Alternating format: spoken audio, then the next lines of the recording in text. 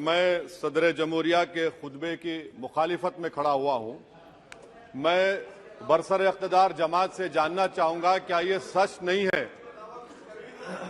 सच नहीं है कि आप ही के आदादो शुमार 75वां NSSO का डेटा ये कहता है कि 25% मुस्लिम बच्चे पैसों की गुर्बत की वजह से तालीम से ड्रॉप आउट हो जाते हैं। क्या ये सच नहीं है कि 7 साल से ऊपर जो बच्चों का खवानगी का तनासुब है तमाम मज़ाहिब में सबसे कम मुसलमानों का है? क्या ये सच नहीं है कि ग्रॉस अटेंडेंस रेशियो तमाम मज़ाहिब का सबसे कम मुसलमानों का है? क्या ये सच नहीं है कि सबसे कम एनरोलमेंट जो होता है वो मुसलमानों का है? क्या ये सच नहीं है कि AISHE की रिपोर्ट ये कहती है कि हायर एजुकेशन में मुसलमान का तनासुब 5% से 4% पर आ चुका है? और ये सरकार इन तमाम आदादो शुमार को देखते हुए, इनके आदादो शुमार को सामने रखते हुए सदर जमहूरिया के खुतबे में लफ्ज अक़लियत का, माइनॉरिटी का जिक्र भी नहीं किया गया, जो भारत की आबादी का 19% का हिस्सा है। ये इनकी मोहब्बत है अक़लियतों से और मुसलमानों से। सर, क्या यह बात सच नहीं है कि आपने माइनॉरिटी के बजट को 40% कम कर दिया, स्कॉलरशिप के पैसों में 560 करोड़ रुपए कम कर दिए? ये आपकी मोहब्बत है जो नफरत की निशानी बनती है। नरेंद्र मोदी की सरकार ये नहीं चाहती कि अक़लियत और मुसलमानों के बच्चे तालीम याफ्ता होकर इस देश को मजबूत करें। वो उनको हमेशा गुर्बत और नाइंसाफी का शिकार बनाकर रखना चाहती है। सर, दूसरी बात इसमें यह है कि आज अक़लियतों को मुसलमानों के ताल्लुक से कोई महीना ऐसा नहीं जाता जहां पर उनको जान से मारने की धमकी नहीं दी जाती। बरसर इख्तिदार जमात के एक MP साहिबा ने कहा कि चाकुओं को सिर्फ तरकारी के लिए इस्तेमाल मत करो, गर्दनें काटने के लिए इस्तेमाल करो। बरसर इख्तिदार जमात के एक MP ने दिल्ली में कहा कि मुसलमानों का समाजी बायकॉट करो।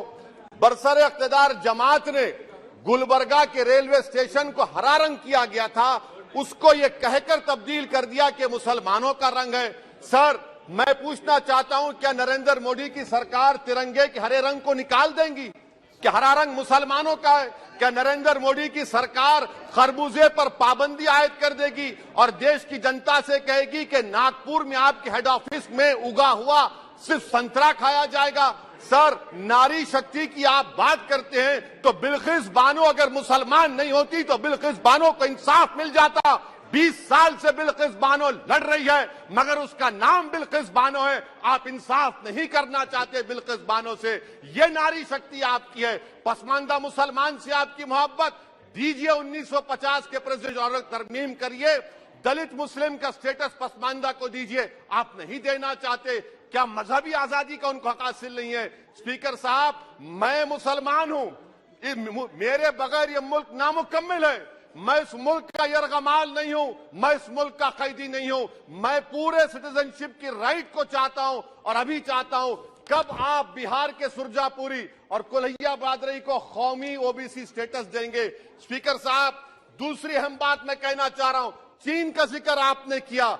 क्या प्रधानमंत्री अपनी जबान को जुम्बिश देंगे और चीन का नाम लेंगे? क्या आप चीन को डेमचौक और डेमसांग से उखाड़ कर फेंकेंगे? DGP कॉन्फ्रेंस में चेयरमैन साहब कहा गया कि 65 पेट्रोलिंग पॉइंट में से 26 पेट्रोलिंग पॉइंट पर भारत की फौज पेट्रोलिंग नहीं कर सकती है। चीन से आप डरते हैं। अरे, डिसएंगेजमेंट हुआ तो डी-एस्केलेशन कब होगा? डी इंडक्शन कब होगा? चीन से आप डरते हैं। 3 साल से चेयरमैन साहब 50,000 भारत की फौज हजारों फीट चोटियों पर बर्फ में खड़ी हुई है। देश के प्रधानमंत्री को क्या भारत की आवाम पर भरोसा नहीं है? भारत की फौज पर भरोसा नहीं है? अरे, चीन का नाम लीजिए वजीर आजम, डरिए मत चीन से। तीसरी पॉइंट सर, हमारे कानून के मंत्री चले गए। पैराग्राफ 79 और 82 में बेसिक स्ट्रक्चर पर, आईनी ओहदों पर बैठे हुए लोग बेसिक स्ट्रक्चर पर तनकीद करते हैं, लॉ मिनिस्टर कॉलेजियम पर तनकीद करते हैं। इस ऐवान में जब NJSE का बिल आया, मैं वाहिद MP था, अब याद होगा आपको, जो मैंने कहा था कि भारत के संविधान के खिलाफ होगा बेसिक स्ट्रक्चर के। इंदिरा गांधी से सबक हासिल करना चाहिए। इंदिरा गांधी कहती थी कि जुडिशियरी मेरी पाबंद होना। अब नरेंद्र मोदी कहते हैं कि जुडिशरी मेरी वफादार होना। इंदिरा गांधी ने 42nd अमेंडमेंट किया, देश की जनता ने इंदिरा गांधी को इख्तियार से बेदखल कर दिया। आप वही इंदिरा गांधी की इरा को ला रहे हैं। आप बताइए स्पीकर साहब, क्या ईसाई मानने वाले व्हाइट टेरर हैं? क्या ईसाई मजहब के लोग व्हाइट टेरर को फरोग देते हैं? आप बताइए। मैं यहां पर जजेस को तहफ्फुज करने के लिए नहीं खड़ा हूं, मैं बेसिक स्ट्रक्चर की हिफाजत में बोल रहा हूं। मैं अदलिया की आजादी के लिए खड़ा हूं, मैं एग्जीक्यूटिव की आजादी के लिए खड़ा हूं, लेजिस्लेचर की आजादी के लिए खड़ा हूं। चेयरमैन साहब, कोर्ट का काम ये नहीं है, जजेस का काम ये नहीं है कि नरेंद्र मोदी सरकार की मदद करे। अदलिया का काम यह है कि इस देश की कमजोर और मजलूम आवाम से इंसाफ किया जाए। चौथा पॉइंट स्पीकर साहब, यहां पर एक बड़े सरमाएदार का जिक्र किया गया है। क्या यह बात सच नहीं कि कांग्रेस और बीजेपी ने ओलिगार्क्स को पैदा किया? आप दोनों ने मिलकर ओलिगार्क्स को पैदा किया। आज इसी वजह से 60% मुल्क की दौलत 1% जनता के पास है। आप दोनों ने बैठकर मलाई खाई और गरीब और नौजवान पिस रहा है। अरे बताओ, ये जो 28 लोगों की लिस्ट है जो देश का पैसा खाकर भाग चुके हैं या बैठे हुए, उसमें कोई मुगलों का नाम है क्या? कोई मुगलों का नाम नहीं है, मगर आप उस पर कुछ नहीं बोलेंगे। संडेसरास कंपनी 15,000 करोड़ नाइजीरिया और केनिया की कोर्ट में जाकर कहती है कि हम हिंदू हैं, भारत को आएंगे तो प्रोसिक्यूशन होगा। आपने कोर्ट में कुछ नहीं कहा, वहां पर SIT आपने बनाई। मगर शुक्र है, मैं लाइटर वेन में कह रहा हूं कि हाइडनबर्ग अगर यहां होता तो UAPA लग जाता उस पर।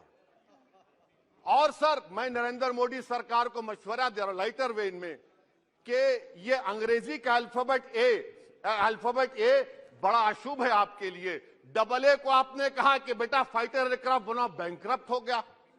अब कैपिटल A को आपने 17 इंडस्ट्री दे दिए, हम पूरे विश्व में मार्केट कैप हमारा 5वें नंबर पर आ गया। सर, देश के प्रधानमंत्री से बताना चाह रहा हूं कि वजीर दाखिला का नाम भी ए से शुरू होता है। मैं खत्म कर रहा हूं। मैं चेयरमैन साहब, मैं सरकार से पूछना चाह रहा हूं कि क्या जनवरी 2024 और फरवरी में क्या ये सरकार थर्मो न्यूक्लियर ब्लास्ट करने जा रही है? क्या आपने हमारे अतराफ में देख लिया कि उसके अवाक़िब और नताइज क्या निकलने वाले हैं? चेयरमैन साहब, मैं आपको बता रहा हूं कि चीन के बारे में क्या हमको BBC की रिपोर्टिंग की जरूरत पड़ेगी, जिस तरह 2002 गुजरात के बारे में कहा गया। स्पीकर साहब, अक़लियतों के बारे में, मुसलमानों के बारे में एक शायर ने कहा था, आग से आग बुझाने को कहा जाता है, जख्म पे जख्म खाने को कहा जाता है। हम वफादार है बताने के लिए, हमको अपना सर कटाने के लिए कहा जाता है। सर, देश के प्रधानमंत्री पूरे फॉरेन टूर में जाते हैं, वहां पर गांधी का नाम लेते हैं। मुझे अप्रीहेंशन, खदशा इस बात का है कि इस देश में 2 बाबा कौम हो जाएंगे, एक सावरकर होगा और एक सौतेला बाबा कौम। कहीं आप महात्मा गांधी को ना बना दे। तो सर मैं खत्म कर रहा हूं सर। इसीलिए मैं आपके जरिए से हुकूमत से मुतालबा करता हूं कि प्लेसेस ऑफ वर्शिप एक्ट को डिस्टर्ब ना किया जाए, मुसलमानों का अक़लियतों का बजट बढ़ाया जाए, बिल्किस बानो से इंसाफ करिए, चीन से मत डरिए। अस्सलाम वालेकुम, हेलो, हाय, आदाब एवरीवन। दोस्तों, मैं आपका दोस्त शहबाज खान, आप देख रहे हैं TNT न्यूज और देखते रहिए TNT न्यूज। Thank you.